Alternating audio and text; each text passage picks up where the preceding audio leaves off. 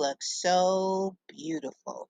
And I also have two of the cayenne slim long red peppers in there right along with my shishito peppers. Look how beautiful red color that is of that pepper. Gorgeous. And I have two of those. And I'm going to put them in a lid because I don't want to get them incorporated with my shishito peppers. So as you can see, look, I'm going to be using my KitchenAid food processor to make some beautiful shishito powder. So let's start loading up this food processor with the shishito peppers. Look at me. I don't want to miss not one pepper. So I am taking my time and I am getting each one of those peppers and I am putting them into my food processor. Look at those shishito peppers. Aren't they gorgeous? Woo wee!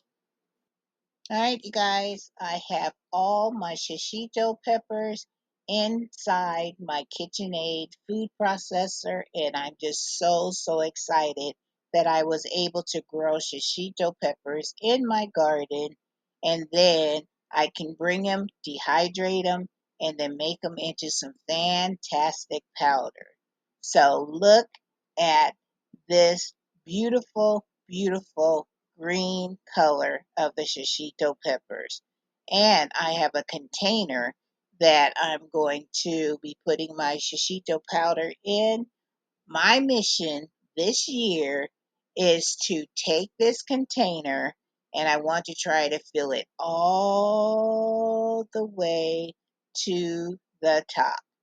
This is a big container, but I know I can do it, and I have a funnel that I'm going to be using in order to help me get every single drop of that shishito powder into that jar. As you can see, I'm pulsating it a little bit, grinding it up. I'm doing it a little bit because I don't want you guys to have to deal with all that noise. And then when I get it all ground up, then I'll come back and my shishito peppers are all ground up. And as you can see, I even have some on my hand. Look at that. That is a beautiful sight to see. Look at that. That powder is so fine. All right, you guys, you can see that all my shishito peppers are all ground up. They look fantastic. Now, let me scoop up a small portion of the powder so I can let you see what it looks like. Look at that.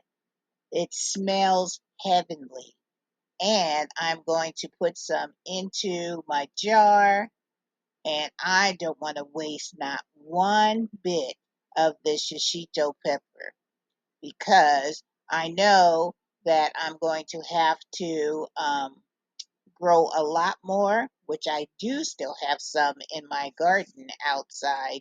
So I am going to be going out there harvesting some more and dehydrating it and putting it into this container. Look at that. I know it's not a lot, but hey, it's a start. And my goal, like I said, is to be able to fill that jar from the bottom to the top. Now just look at it. Isn't that such a beautiful color? Look at that dehydrated shishito powder. This is my first time making this powder, and I am so elated about being able to grow things in my garden and be able to come into my kitchen and process it into such a fantastic powder that I can use over and over again. And I don't even have to go to the grocery store. Do they even sell shishito pepper? Or I mean powder in the grocery store? Well, honey, if they don't, I know I got that on lock. Look at that. Look at how beautiful that is. And that is such a sense of accomplishment that I know I did that.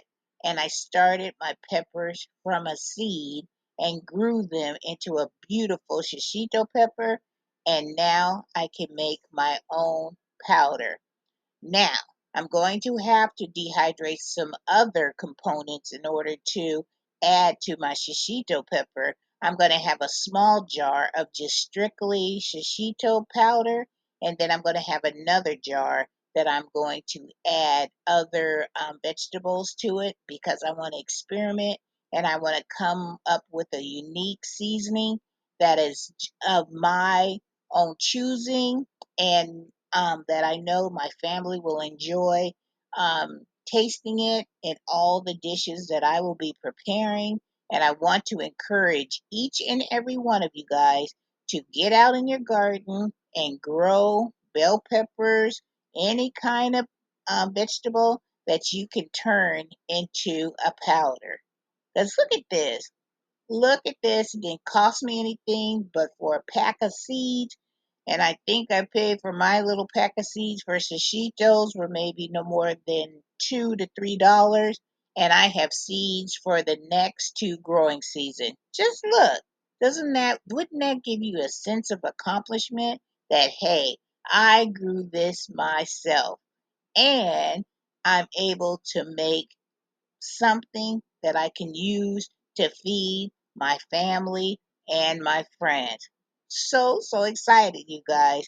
If you guys have never made powder before or you never made your own seasoning, you will realize the joy that it brings to you. And these two red cayenne slim long peppers that I have in this top, I'm going to be using those and I'm going to make my own red pepper flakes, as I said at the beginning of this video, because that is something that I know my family, we use a lot of. So that's why I was so kind of heartbroken when I saw my pepper plant out there, my red pepper plant, and it was like dying. It wasn't getting enough water. And I was like, oh no, not that pepper. I need that for my red pepper flakes. But then Mother Nature gave this beautiful, beautiful rainstorm, and she was able to help me to revive those peppers. And so I'm very happy about that.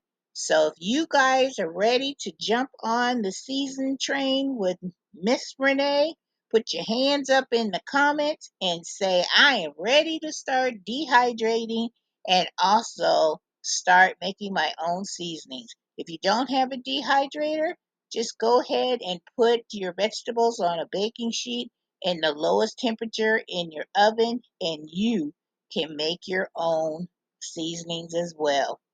Doesn't even cost a lot of money. So, with that being said, you guys, I want to encourage you to go out there and, like I said, I'm showing you my red pepper flakes again because I want to encourage each and every one of you guys to get out there and grow your own food so you won't have to depend on the grocery store. And don't forget to subscribe to my channel, give your girl a thumbs up, and also hit that notification bell so you'll know when I have another video coming your way.